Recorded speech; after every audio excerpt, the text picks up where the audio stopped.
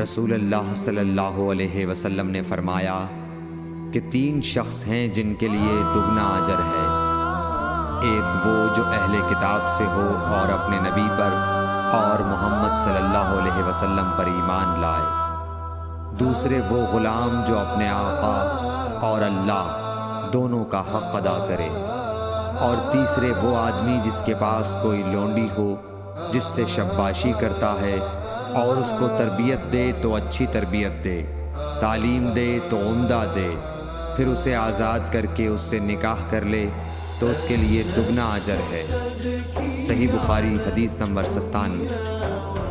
نبی صلی اللہ علیہ وسلم ایک مرتبہ عید کے موقع پر مردوں کی صفوں میں سے نکلے اور آپ کے ساتھ بلال رضی اللہ تعالیٰ عنہ تھے۔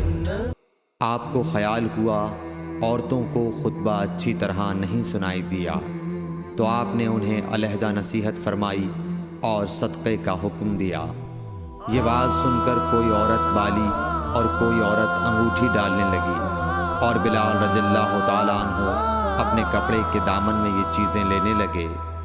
صحیح بخاری حدیث نمبر 98۔ حضرت ابو ہریرہ رضی اللہ تعالیٰ عنہ نے عرض کیا، یا رسول اللہ، قیامت کے دن آپ کی شفاعت سے سب سے زیادہ سعادت کسے ملے گی؟ تو رسول اللہ صلی اللہ علیہ وسلم نے فرمایا، اے ابو ہریرہ، مجھے یقین تھا کہ تم سے پہلے کوئی اس کے بارے میں مجھ سے دریافت نہیں کرے گا، کیونکہ میں نے حدیث کے متعلق تمہاری حرص دیکھ لی تھی۔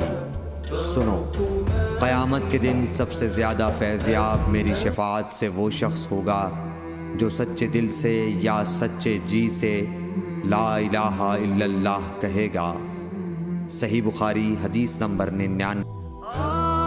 رسول اللہ صلی اللہ علیہ وآلہ وسلم نے فرمایا کہ اللہ علم کو اس طرح نہیں اٹھا لے گا کہ اس کو بندوں سے چھین لے، بلکہ وہ پختہ کار علماء کو موت دے کر علم اٹھائے گا، حتیٰ کہ جب کوئی عالم باقی نہیں رہے گا تو لوگ جاہلوں کو سردار بنا لیں گے، ان سے سوالات کیے جائیں گے اور وہ بغیر علم کے جواب دیں گے، اس لیے خود بھی گمراہ ہوں گے اور لوگوں کو بھی گمراہ کریں گے۔ صحیح بخاری حدیث نمبر 100۔